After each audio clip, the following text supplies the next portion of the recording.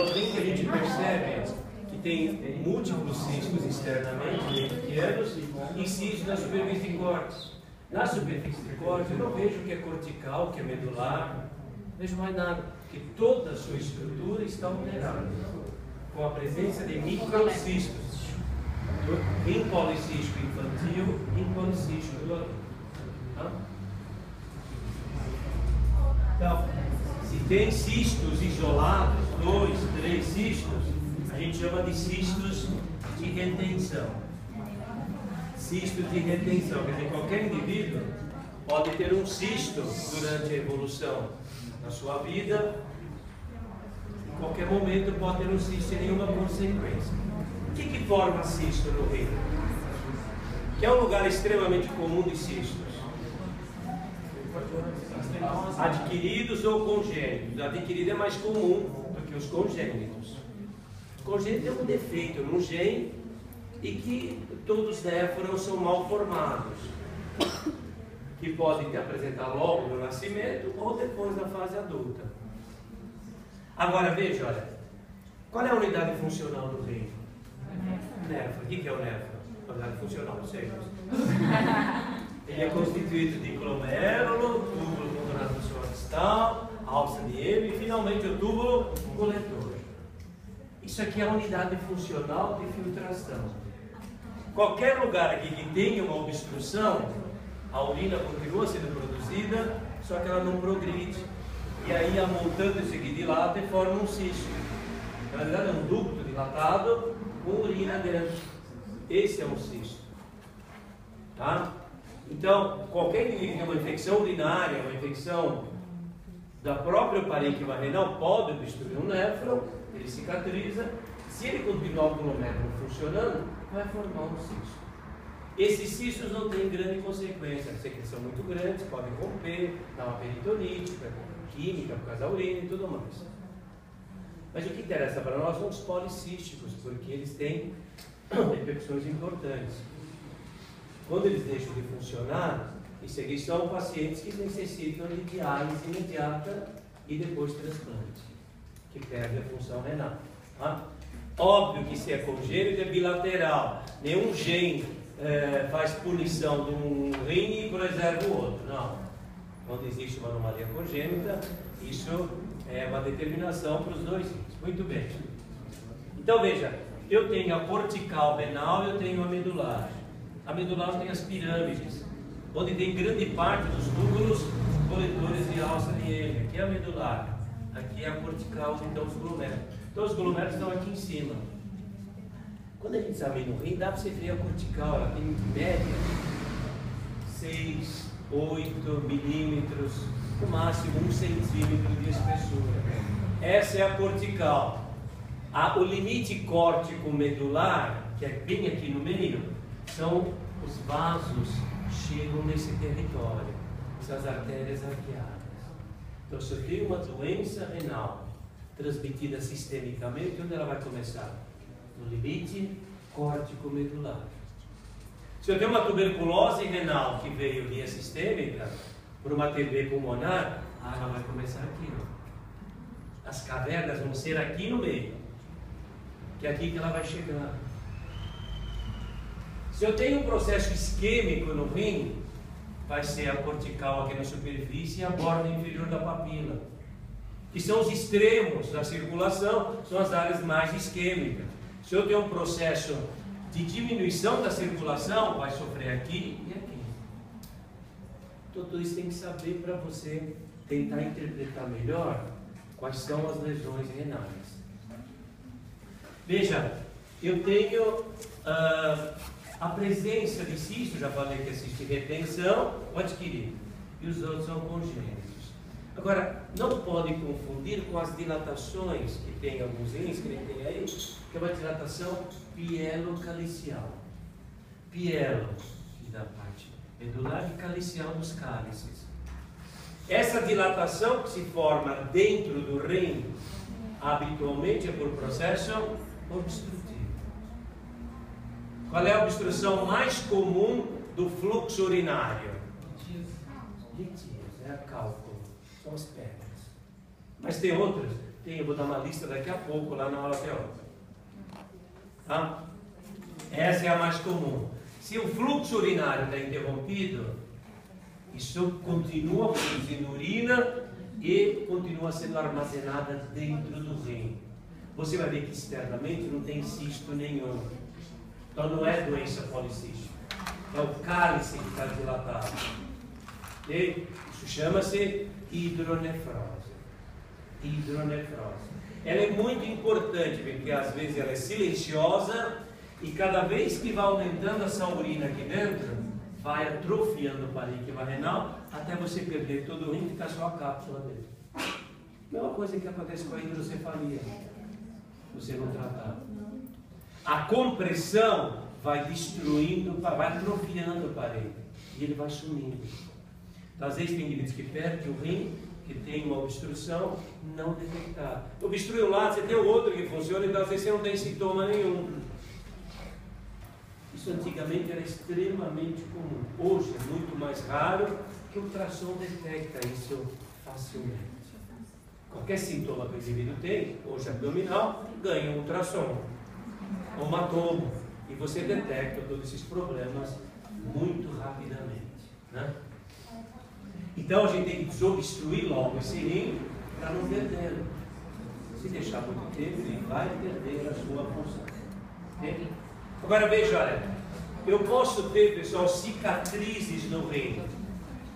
Como é que eu posso cicatrizar o rim? Infecção seria uma possibilidade? Acho que é uma boa.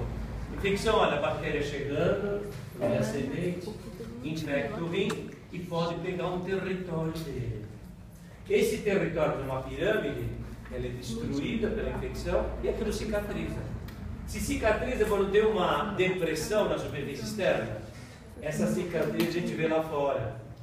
É uma cicatriz em depressão, em U, que a gente chama, ou até em unhada. Parece que houve uma depressão com unhada. Essa é típica da pielonefrite crônica. A pielo são focos que ocorrem no rim cicatriciais vistos na superfície externa. Agora, mas eu posso ter perdas de glomérulo, perda de néfron. Isso aqui eu vou ver na macro, só que é um olho microscópico, que ainda a gente não tem. Mas o que eu vejo na macro quando eu estou perdendo néfrons isolados? Eu vejo microcicatrizes. Microcicatriz, então a superfície externa que é lisa, é que ela começa a ficar granular, granulosa. Essa superfície granulosa, eu tenho que pensar em duas possibilidades de diagnóstico. Ou uma glomerulonefrite crônica, ou uma nefroesclerose benigna. O que é isso? Para mim lesar o néfron, para mim perder o glomérulo, que significa a perda do néfron, ou, presta atenção, olha, ou eu tenho uma doença primária glomerular, ou é o vaso que está nutrindo esse glomérulo, que deu isquemia, que deu uma pressão alta e destruiu, ou via circulatória, ou via doença primária dele. Primária dele, glomerulonefrite crônica, ou via circulatória, nefroesclerose benigna. E tem a maligna que eu vou explicar depois o que é. Entendido? Então, superfície externa granular significam microcicatrizes. Elas podem ter origem inicialmente, diretamente no glomérulo, ou lesão do glomérulo via circulatória. São as duas possibilidades. Qual é que ganha disparado? É devido a hipertensão, não é o que é comum? Então é a nefroesclerose, é o mais frequente. Mais raramente, glomerulonefrite. Ok? Entendido ou não? Cicatriz grande, piel. Cicatriz pequena, glomerulonefrite crônica ou nefroesclerose benigna. Quem é que acaba com o rim rapidamente? Essas duas, por quê? Porque pega todos os glomérulos. Se é circulatória, vai preservar um? Não, todos estão acometidos. Agora, a infecção, ela pode pegar isso aqui, pode pegar esse lado, pode ser uma infecção maior, óbvio, né? Mas não é habitual, é focal. Então demora muito para o indivíduo perder o rim por pielo crônica. Tem que ter vários surtos de infecção. E nós fizemos um trabalho no Guilherme Alves e achamos em torno de 10 a 11% de indivíduos que morrem sem nenhum quadro clínico renal com pielocrônica. Ou seja, a pielocrônica é muito mais comum do que a gente imagina, porque é muito assintomática. Você vê uma infecçãozinha idiota lá, destrói um pedaço. Quem que não tem uma dorzinha lombar? Todo mundo tem, né? Ah, eu estou com infecção renal? Não, é a coluna, é o músculo, sei lá o que é. E deve ter algumas infecçõezinhas aí que a gente não detecta. Ela mesmo resolve, cicatriza e pronto. Mas para nós isso é muito ruim, né? E por isso que todo indivíduo que entra no hospital, a primeira coisa que ele faz é de urina. Você não tem uma leucocitúria, você não tem uma infecção. Tá? Para evitar que isso aconteça com maior frequência. Mas mesmo assim, existe ainda. Outra coisa, e tumor renal? Como é que é essa história? Que tumor que tem no rim? O pessoal logo de manhã já falou no mais raro, logo no oncocitoma. Que aliás está a foto ali, né? No oncocitoma. Mais raro. Como é que chama um tumor benigno do rim? Que é o mais comum? Dentro da raridade, né? Porque veja, no rim ele gosta de tumor maligno. Tumor benigno é pouco frequente. Não sei porquê. Como é que chama? Benigno. Benigno. Carcinoma de células renais é o mais comum maligno. Adenoma. Ó, você falou em adenoma, falou em carcinoma. O que significa isso? Que os tumores renais, mais frequentemente, são de que origem? Epitelial. Alguém sabe dizer onde está o epitélio? Onde está a célula epitelial no rim? No glomero? Não, sabe que o glomero é vaso. Pelo menos 80%. Depois eu vou mostrar que tem célula epitelial. Os túbulos renais são revestidos por células epiteliais. Então, os adenomas tubulares, carcinoma de células renais, são frequentemente originários de túbulos. É a mesma coisa que o tumor de Wilms. Vai, já desviaram tudo, já vai? O que é o tumor de Wilms? Entende? Não. Ninguém assistiu a aula de manhã? Tumor de rim? Quem é o tumor de Wilms? Vamos, o pessoal da manhã sabia? Fazer uma parte da aula só.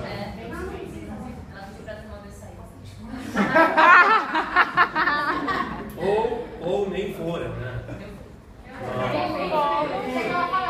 Eu queria parar, mas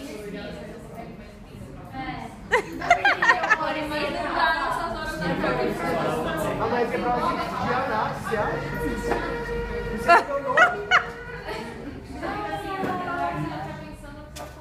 e também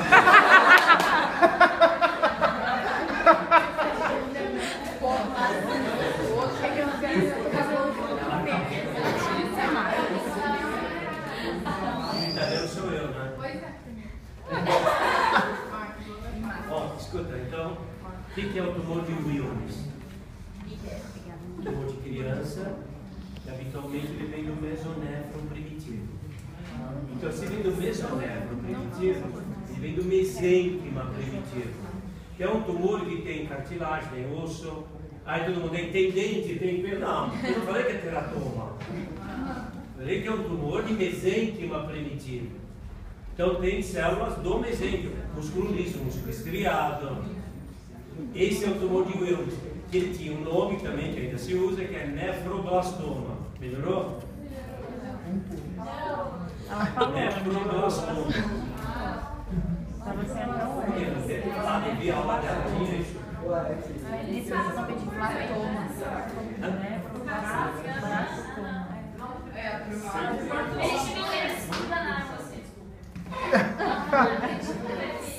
E eu caí muito fácil. Bom, tumor de Wilms, então, veja, o tumor maligno mais comum no adulto é o carcinoma de células renais. E na criança é o tumor de Wilms ou nefroblastoma. Diferença entre um e outro. De adulto é epitelial, porque ele começa em túbulo, carcinoma. Na criança, ele mesonéfrico, primitivo, mesênquima primitiva, então ele pode ter linhagem mesênquima, tá? Músculo, cartilagem, osso, qualquer coisa ele pode ter. Músculo liso, estriado, tá? E não falou dos glomérulos abortivos? Não. Isso é só patologia, você fala essas coisas loucas. Então tá bom.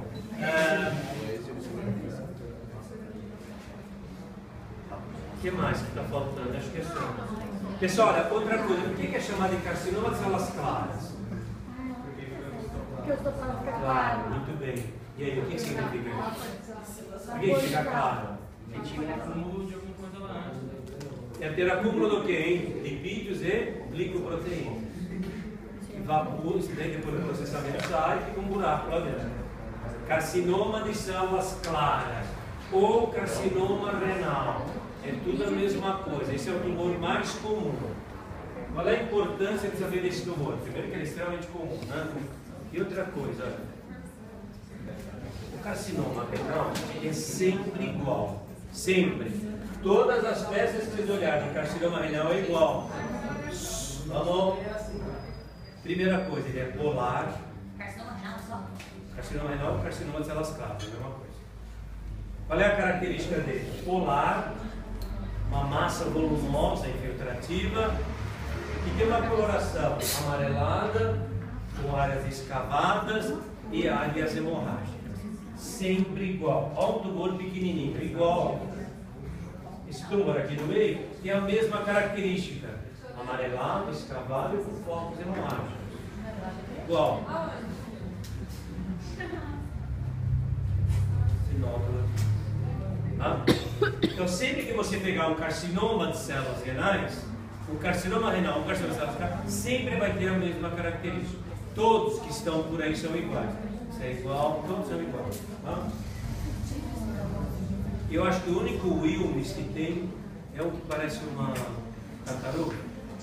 Formato? Um elefantinho. Dá pra vocês mostrarem?